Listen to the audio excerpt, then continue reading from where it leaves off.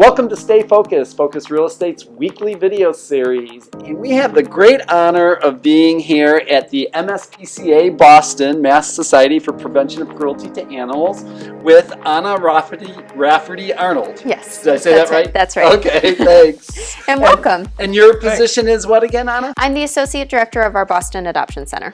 Great. And we are standing here in the Adoption Center. Tell us a little bit about what you guys do. Sure. Yeah, we do so many things here. It almost sometimes seems silly to call us an adoption center because that's just one piece of what we do.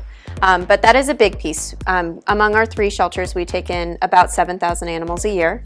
Wow. Right in our Boston location, it's just under 3,000. But we're really proud that we have the opportunity to treat every animal like an individual. So if somebody needs a little more time, that's all right. We're really lucky up in New England that we're not dealing with a huge overpopulation problem anymore. So we're able to focus individually on each animal a little bit better. And it's a really fortunate place to be. Is most of the animals that you get in here dogs? We take in, I would say, mostly cats. Oh, really? Okay. And then dogs and a lot of different small animals as well. We are recently seeing our cat and dog numbers drop. So over the last several years, we've really seen a decline. Then our small animals and birds, those populations have remained pretty stable. So we're still doing a lot of adoptions, taking in a lot of new animals for a lot of different reasons. And we are starting to see some more interesting species that we didn't see very much in the past, though. Like we have a sugar glider up right now. You have a what? A sugar glider. What's a sugar glider? It's like a small flying squirrel, I guess would be the Funny. easiest way to describe it. It's interesting. They're nocturnal, so we don't really see him, but he's here and he's looking for a home. There is such a thing as a flying squirrel then?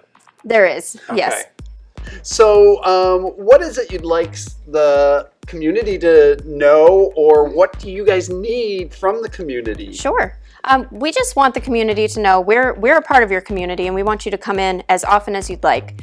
Sometimes people aren't sure if they can just come in without an appointment just to look at animals. You don't need to be trying to adopt to come visit us. We love talking to people that live around here and just want to come pet some cats or look at some dogs. We have a great retail section too.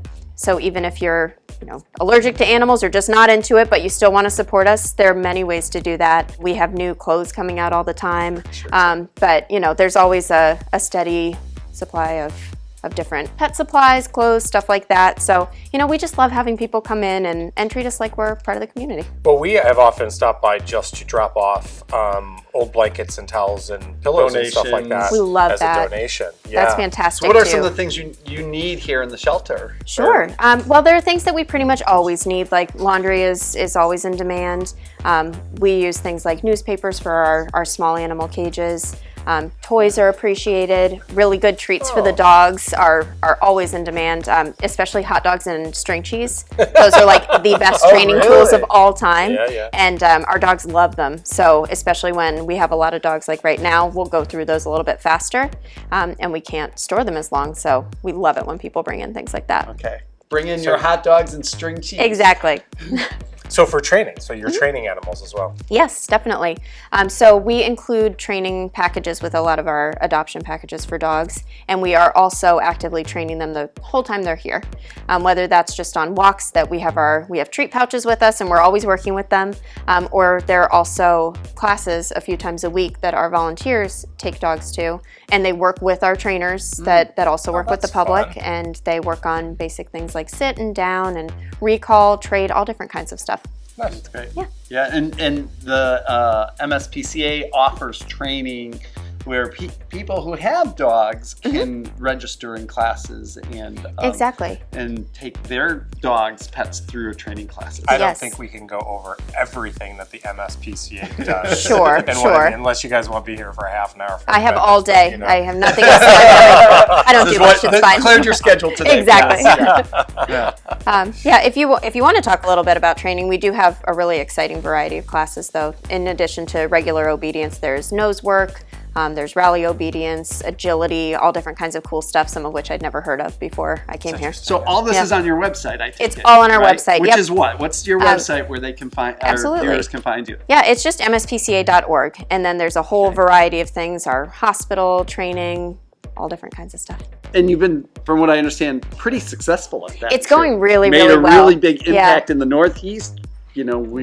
The supply is less than almost the demand for Absolutely. Yeah, we adoption definitely animals. see that that's true. And Not there's that there's still some demand and supply. Of course, but- yeah. I mean, we still do a very steady business right in the adoption center. Yeah. But what really sticks with us is those specific stories of pets that a few years ago we know would have been surrendered to us for financial reasons, and now they don't have to be. And there's some really touching stories of, you know, families being able to take their dog back after his neuter, and they're so excited to see him, and you know, it's really cool that we can provide that. Yeah, awesome. Yeah, it's well, great. thanks for the work that you do in the community and around the whole area. So it makes a big impact. Absolutely, it's part of the Thank you. I quality of the appreciate life Yeah, in the area. yeah. And So stop in here and see them. The store is really great with leashes and collars and treats and yep, you name it.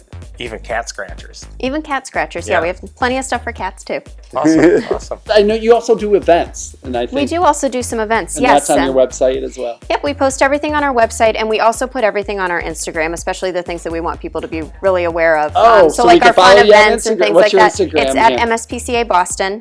We post on it probably twice a day. Really interesting animals will go up there, events, new retail items, Great. things like that. We do a lot of seasonal sales, like around Christmas or Halloween, things like that. So we'll always let people know on Instagram when those are coming up. Great. Yeah, I think I stopped in here one time last year, right around Christmas, and were you having a bake sale? Was there Yes. like a dog treat bake sale? We have dog treats, we have human treats, we often have other items as well. So it's a lot of fun. It's really hard not to buy everything that we're selling because they're pretty delicious. But our local volunteer bakers just bring in lots of really great stuff. And it goes to a great cause. Yes, everything goes right to the MSPCA. Great. Yeah. Well, Great. thank you so much, Anna. Yeah, thank you for coming. Yeah, it's it's been fun. our pleasure, and keep up the great work. Thank you very much. Will Well, do. thanks for joining us today. Until next time, stay tuned And stay focused.